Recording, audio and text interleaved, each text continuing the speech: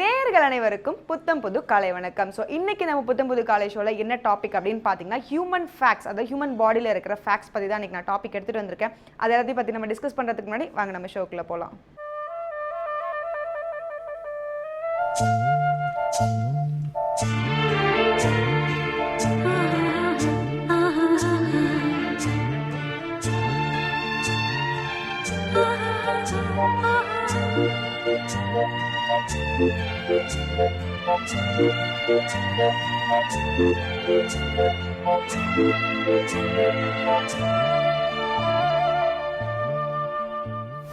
So இன்னைக்கு human body ஃபேக்ட்ஸில் first நம்ம எதை பற்றி பார்க்க போகிறோம் அப்படின்னு பார்த்தீங்கன்னா நம்மளோட இயர், அதாவது காதை பற்றி தான் பார்க்க போகிறோம். ஸோ காதில் வந்து பார்த்தீங்கன்னா நம்மளுக்கு 2 லேயர் இருக்குது. ஒன்று வந்து இன்னர் அண்ட் இன்னொரு வந்து அவுட்டர் அப்படின்னு தெரியும். அண்ட் இன்னர் லேயர் தான் வந்து நம்ம காதிலே வந்து இருக்கிறதுலே ஒரு முக்கியமான ஒரு பார்ட் அப்படின்னு சொல்லியிருக்காங்க. அண்ட் அது மட்டும் இல்லாமல் இயர் வேக்ஸ் வந்து ப்ரொடக்ஷன் ஆகிட்டே இருக்கும்போது தான் வந்து நம்ம காது வந்து ரொம்பவே ஹெல்த்தியாக இருக்கும் அப்படின்னு சொல்லியிருக்காங்க. இந்த அழகான இன்ஃபர்மேஷன் தொடர்ந்து வாங்க நம்ம ஷோட ஃபர்ஸ்ட் செக்மெண்ட் பார்க்கலாம். இது சூரியோதயம்.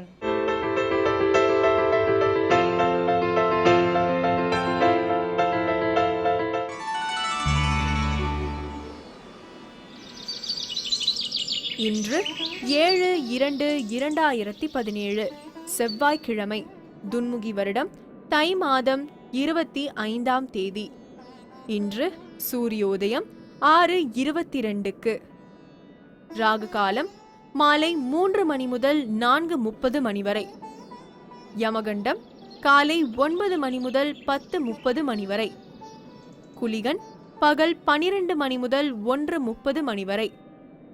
திதி பிற்பகல் 12:35 வரை ஏகாதசி, பிறகு துவாதசி. நட்சத்திரம் பிற்பகல் 12:48 வரை மிருகசிரீஷம், பிறகு திருவாதிரை. சுப ஊரைகள் காலை 8 மணி முதல் 11 மணி வரை, பகல் 12 மணி முதல் 1 மணி வரை, மாலை 5 மணி முதல் 6 மணி வரை. யோகம் மதியம் வரை சித்த யோகம். சந்திராஷ்டமம் விருச்சிக ராசிக்கு. ஸோ நம்மளோட இயர் பற்றின அடுத்த ஃபேக்ட் என்ன அப்படின்னு பார்த்தீங்கன்னா வந்து 24,000 ஆஃப் டிஃப்ரெண்ட் ஃபைபர்ஸ் வந்து நம்ம இயரில் இருக்குது அப்படின்னு சொல்லியிருக்காங்க. ஏன்னா அது மட்டும் இல்லாமல் பார்த்தீங்கன்னா எந்த அளவுக்கு ப்ரெஷர் வந்து நம்மளோட இயர் எடுத்துக்கும் அப்படின்னு பார்த்தீங்கன்னா 7,000 பவுண்ட்ஸ், அதாவது அந்த அளவுக்கான சவுண்ட்ஸையும் அந்த அளவுக்கான ப்ரெஷரையும் வந்து நம்ம காதில் எடுத்துக்க முடியும் அப்படின்னு சொல்லியிருக்காங்க. இந்த அளவுக்கான இன்ஃபர்மேஷன் தொடர்ந்து அடுத்ததாக நம்ம என்ன பார்க்க போகிறோம் அப்படின்னு பார்த்தீங்கன்னா லலிதாம்பிகைக்கு 1000 பேர்கள் இருக்குது. அந்த பேர்களுக்கான காரணங்களையும் சோஸ்திரங்களையும் சொல்கிறதுக்காக இலக்கியமேகம் ஸ்ரீனிவாசன் வெயிட் பண்ணிட்டு இருக்காரு. வாங்க பார்க்கலாம். இது ஸ்ரீ லலிதா சஹஸ்ரநாமம்.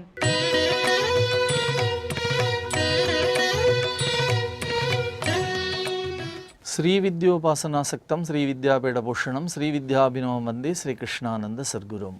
அனைவருக்கும் இனிய காலை வணக்கம். ஸ்ரீ லலிதா சகஸ்ரநாமம், அன்னையின் 1000 திருநாமங்கள், அற்புத திருநாமங்களை ஒவ்வொரு நாளும் விடியற்காலையிலே நாம் பராசக்தியினுடைய பரங்கருணையினாலே சிந்தித்து கொண்டிருக்கிறோம். அந்த வகையிலே பராசக்தியினுடைய அற்புத திருநாமம் ஓம் மகாபலாயே நமக, மாபெரும் பலம் பொருந்தியவளுக்கு வணக்கம் என்று சொல்லக்கூடிய திருநாமம். பலம் என்று சொன்னால் எல்லா வகையிலுமான ஆற்றல் என்று பொருள். ஒவ்வொன்றுக்குள்ளாக பூவிலை எடுத்துக்கொண்டால் மனம் அதனுடைய பலமாக இருக்கிறது. இரத்தினங்களை எடுத்துக்கொண்டால் ஒளி அதனுடைய பலமாக இருக்கிறது. அப்படி ஒவ்வொரு விஷயங்களிலும் ஒவ்வொரு பலம் இருக்கிறது. அத்தனை பலமும் சார்ந்தவளாக தேவி இருக்கிறாள். மற்ற மிகப்பெரிய வல்லுநர்கள் சொல்லுகிறார்கள், பலம் என்று சொல்லுக்கு காக்கை என்று ஒரு பொருள் இருக்கிறது என்று சொல்லி. பல காக்கைகள் பல்வேறு விதமான அவதாரங்கள் எடுப்பது போல எடுத்திருந்தார்களாம். அதிலே புசுண்டன் என்று சொல்லக்கூடிய மிகப்பெரிய வல்லமை படைத்த காக்கைகள் எல்லாம் தேவியினுடைய பரங்கருணையினாலே ஜீவன் முக்தர்களானார்கள் என்று யோக வாசிஷ்டம் சொல்லுகிறது. ஆகையினாலே தான் காக புஜண்டர் என்ற ஒரு வார்த்தை என்ற ஒரு மகரிஷியை நாம் பார்க்கிறோம். அதுபோல தேவி அவர்களுக்கெல்லாம் ஞானமும் வீரியமும் பலமும் அளித்தாள். யோகிகள், ஞானிகள், சித்த புருஷர்கள் இவர்களுக்கெல்லாம் அவர்கள் என்ன நினைக்கிறார்களோ அத்தனை சக்தி, அத்தனை பலமுமாக தேவி இருக்கிறாள். அவர்களாலே தான் என்ன செய்ய முடிகிறது? எல்லா விதமான ஆற்றல்களையும் இந்த பிரபஞ்சத்திலே தன்னை சார்ந்தவர்களுக்கும் தன்னை வணங்குபவர்களுக்கும் தன்னை வழிபாடு செய்பவர்களுக்குமாக வழங்கக்கூடிய மாபெரும் வல்லமை அவர்களுக்கு வந்து விடுகிறது. அப்படிப்பட்ட வல்லமையை வழங்கக்கூடிய சக்தி, மகாபலமாக தரக்கூடிய சக்தி யாருக்கு இருக்கிறது என்று சொன்னால் பராசக்திக்கு இருக்கிறது. ஆகையினாலே தான் நாம் எத்தனையோ யோகிகளை, மகான்களை, சித்த புருஷர்களை தரிசனம் செய்து கொண்டே இருக்கிற பொழுது அவர்கள் வாழ்க்கையினுடைய தன்மையை புரட்டி போடக்கூடியவர்களாக இருக்கிறார்கள். அவர்களுடைய விதி எப்படி வேண்டுமானாலும் இருந்து விட்டு போகட்டும், ஒரு மகானை ஒருவர் வணங்கி விட்டார் என்று சொன்னால் நிச்சயமாக அவர்களுக்கு எப்படிப்பட்ட விதியும் கூட மாற்றப்பட விடுகிறது. அதற்கு என்ன காரணம் என்று சொன்னால் பராசக்தியினுடைய பரிபூர்ண அம்சமாக அவர்கள் இருக்கிறார்கள். அந்த விதியை மாற்றக்கூடிய வல்லமை அவர்களுக்கு இருக்கிறது. அமாவாசை என்று நிலவு வரச் செய்தாயே அது போதும் பக்தர்க்கு என்று சொல்லுவார் கவியரசர் கண்ணதாசன். தன்னுடைய பக்தனுக்காக இந்த உலகத்திலே திதியை மட்டும் மாற்றவில்லை, விதியையும் மாற்றியிருக்கிறார் என்று சொல்லுவார்கள். அப்படிப்பட்ட மிகப்பெரிய வல்லமை படைத்த மகான்கள், யோகிகள், சித்த புருஷர்கள் இன்றைக்கும் கூட நாம் தரிசனம் செய்து கொண்டே இருக்கிறோம். ஒருவர் ஜாதகத்திலே இந்த ஜாதகத்திற்கு இது நடைபெறாது என்று சொல்லக்கூடிய ஒரு ஜோசியர் சொல்லிவிட்டார் என்று சொன்னால் அந்த நடைபெறாத அந்த நிகழ்வை கூட நீங்கள் மகான்களுடைய ஜீவசமாதிக்கு 11 வியாழக்கிழமை சென்று நீங்கள் தரிசனம் செய்தீர்கள் என்று சொன்னால் அத்தகைய மாபெரும் வல்லமையை, ஆற்றலை, விதியை மாற்றக்கூடிய சக்தி அந்த ஜீவசமாதிக்கு உண்டு. இன்றைக்கும் கூட காஞ்சிபுரத்திலே அருள் வடிவமாக எழுந்தருளி அருள்பாலிக்கக்கூடிய காஞ்சி மாமுனிவருடைய அதிஷ்டானத்திற்கு மக்கள் அலை அலையாக வந்து கொண்டே இருக்கிறார்கள்.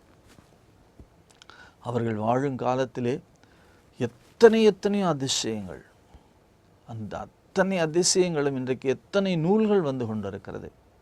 கவியரசர் கண்ணதாசனிடத்திலே ஒரு காலத்திலே கேட்டார்கள், இந்து மதம் என்றால் என்ன என்று. அவர் சொன்னார், இன்னொரு 40 ஆண்டுகள் பொறுத்திருங்கள், இந்து மதம் என்று சொன்னால் காஞ்சி மாமுனிவர், காஞ்சி மாமுனிவர் என்று சொன்னால் இந்து மதம் என்று சொல்லக்கூடிய அளவிற்கு உலகத்துக்கு தெரியும் என்று சொன்னார். இன்றைக்கு அது நிச்சயமாக மெய்யாக மாறி இருக்கிறது.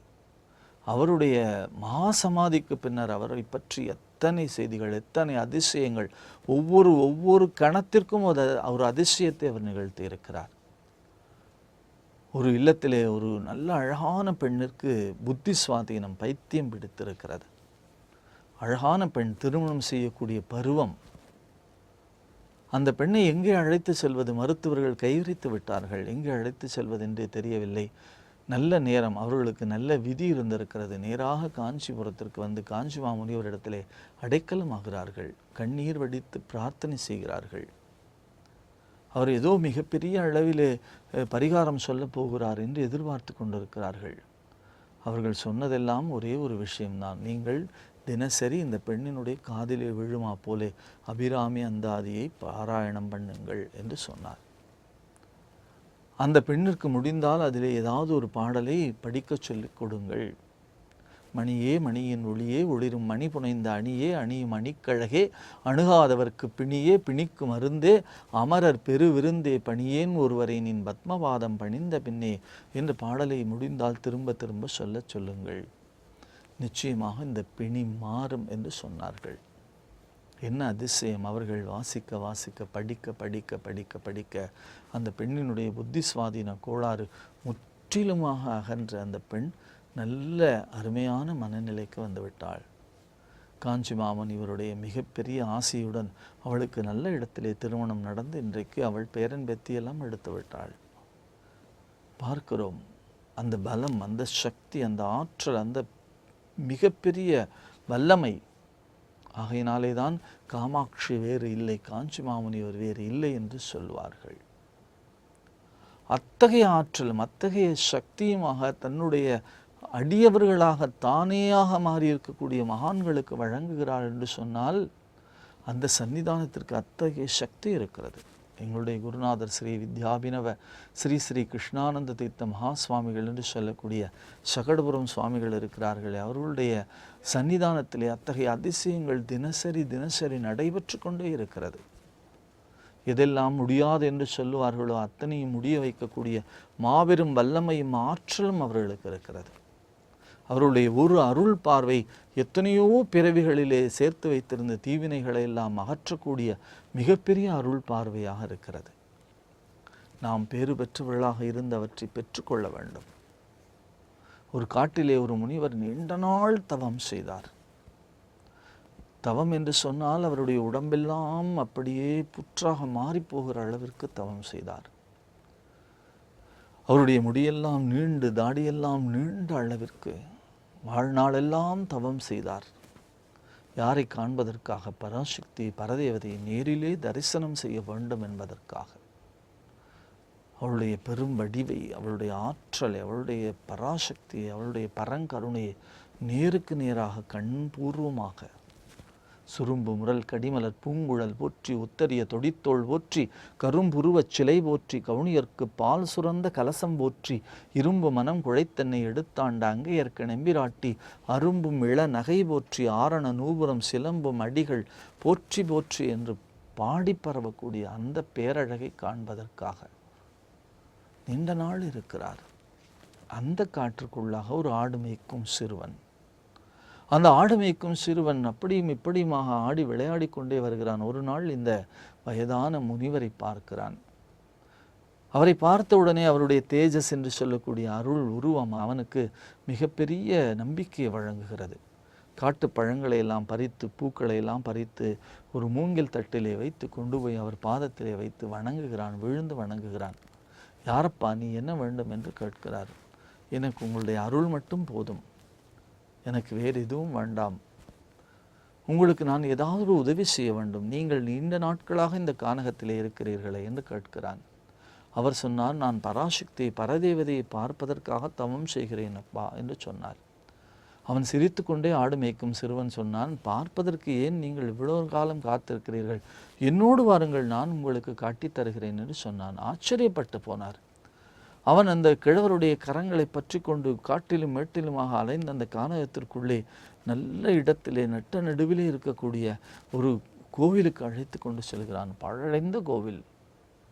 அதற்குள்ளாக ஒரு அழகான சிலை, பரதேவதையின் சிலை, பராசக்தியின் சிலை. அதை பார்த்து பிரமித்து போகிறார். ஏனப்பா, நான் பராசக்தியை நேரிலே பார்க்க வேண்டும் என்று சொன்னேன், நீ இப்படி கல்வி கிரகத்திற்கு முன்னாலே கொண்டு வந்து நிறுத்தி இருக்கிறாய் என்று கேட்டவுடனே அவன் சொன்னான், சற்று பொறுத்திருங்கள், காத்திருங்கள், பார்த்து கொண்டே இருங்கள் கண்களை, இப்பொழுது தேவி வெளிப்படுவாள் என்று சொன்னவுடனே பார்த்து கொண்டே இருந்தார். சற்று நேரத்திலே மின்னல் கீற்றடித்து வானம் இடி இடித்து மழை பெய்ய தொடங்குகிறது. தேவி மாபெரும் ஆற்றலோடு அந்த சிலையில் இருந்து வெளியில் எழுந்து வந்தாள்.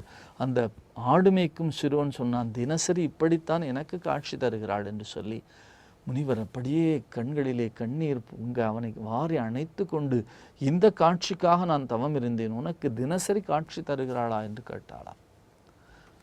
மிகப்பெரிய பேரன்பு, மிகப்பெரிய பக்தி, மிகப்பெரிய தன்மையோடு தன்னை முழுமையாக ஒப்படைக்கக்கூடிய மாபெரும் பணிவு இருந்து விட்டால் பராசக்தி காட்சி கொடுப்பவளாக எப்பொழுதும் இருக்கிறாள், கருணை மிக்கவளாக. ஆகையினாலே தான் அவளுடைய அற்புதமான திருநாமம் ஓம் மகாபலாயை நமக, மாபெரும் பலமும் ஆற்றலும் மிக்கவளுக்கு வணக்கம் என்று சொல்லக்கூடிய திருநாமம். நாமும் அன்பும் நம்பிக்கையும் பக்தியும் கொண்டிருந்தால் நிச்சயமாக தேவியும் நமக்கும் காட்சி தருவாள் என்ற நம்பிக்கை நிறை செய்தியை இந்த விடியலிலே வைத்து லலிதா சகஸ்ரநாமத்தின் அற்புத திருநாமங்களை தொடர்ந்து சிந்திப்போம். நாளை சந்திப்போம். நன்றி, வணக்கம்.